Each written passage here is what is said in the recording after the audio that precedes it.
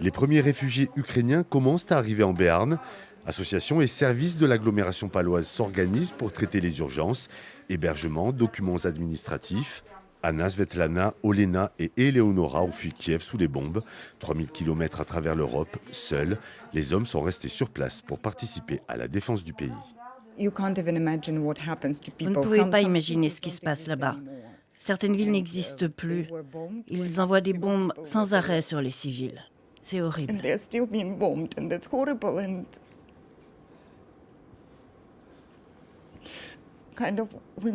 Nous avons réussi à fuir. C'est bien pour notre famille, pour nos enfants.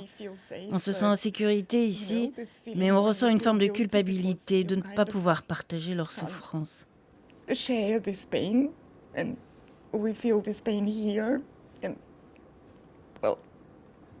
C'est très dur. Et on remercie vraiment tous les gens qui nous ont aidés à fuir ces endroits si dangereux.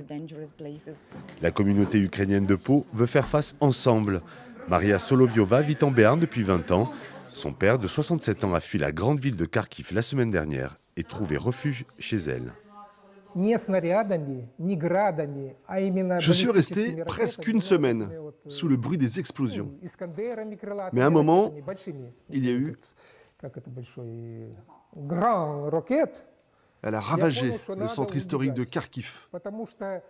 Et c'est ça qui m'a décidé à partir. J'ai traversé la ville à pied sous les bombardements, 17 km et 3 heures, jusqu'à la gare. La ville ne ressemble plus à rien. Il y a plusieurs personnes âgées. Parmi ces personnes-là, ma grand-mère de 91 ans. Et elles disent que la ville n'a pas été détruite comme ça pendant la Deuxième Guerre mondiale par Hitler par rapport à ce que Poutine a déjà fait. Et il n'épargne rien.